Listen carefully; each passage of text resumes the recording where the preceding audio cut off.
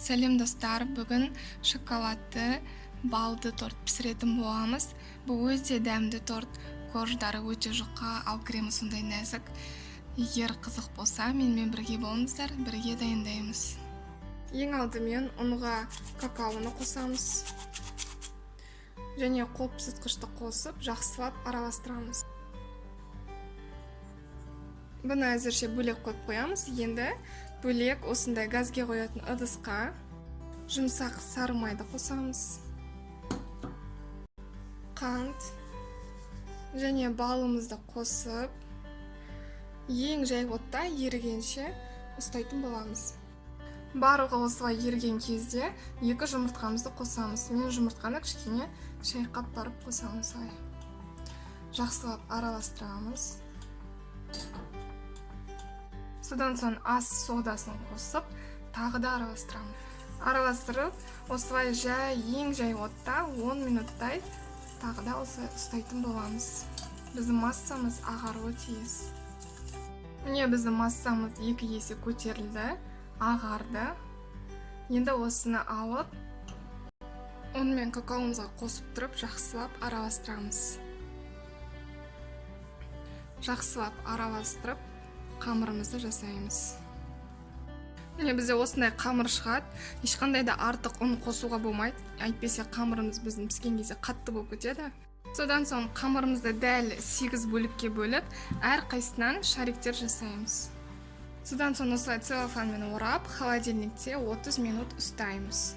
30 минуттан соң шариктерімізді алып, ұнды жақсылап сеуіп, жұп-жұқа қылып илейтін боламыз. Содан соң қамырымызды жайып болған соң арнайы пергамент қағазына салып, осыны духовкада пісіреміз 180 градуста 8-10 минуттай. Міне біздің күрішелеріміз дайын болды. Негізі көбінде 5 минут ұстаса духовкада жеткілікті. Осы үстін басқан кезде жұмсақ болу керек. Енді осылай ыссы күйінде үстінен сызып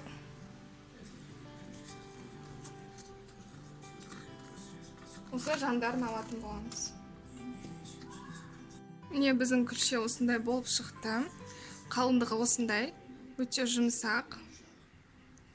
Барлығын осылай пісіріп, шамамен 30 минуттай міндетті түрде суытатын боламыз.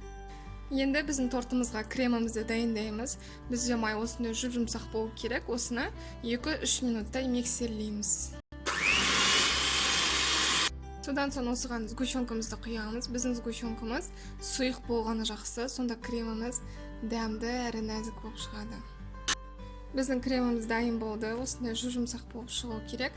Енді тортымызды жинаймыз. Кремімізді жағып отырып, солай бірінің үстінен бірін қоямыз корждарымызды. Әрбір коржға 1-2 қасықтан крем саламыз, жақсылап жағамыз. Қалған кремімізді жанына да жағып шығамыз осылай. Енді біздің корждарымыздан қалған ұсақ қамырымызды ұсақ қылып үгітетін боламыз. Қолмен үгітуге болады, немесе блендермен, оқтаумен үгіте беруге болады.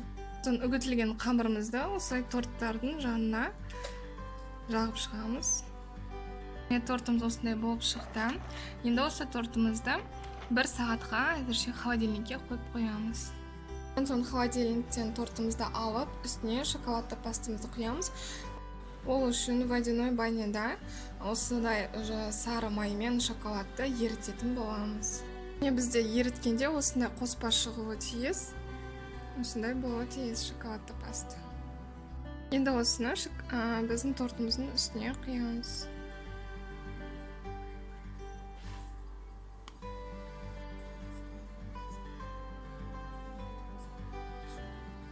Енді тортымыздың жанын қалған біздің үгітілген қамырымызбен әсемдеп шығамыз.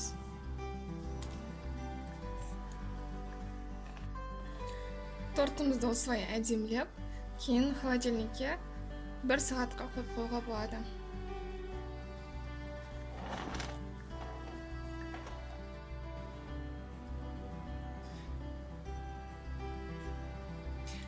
Міне ортасы осындай болып шықты, дәмі өте керемет.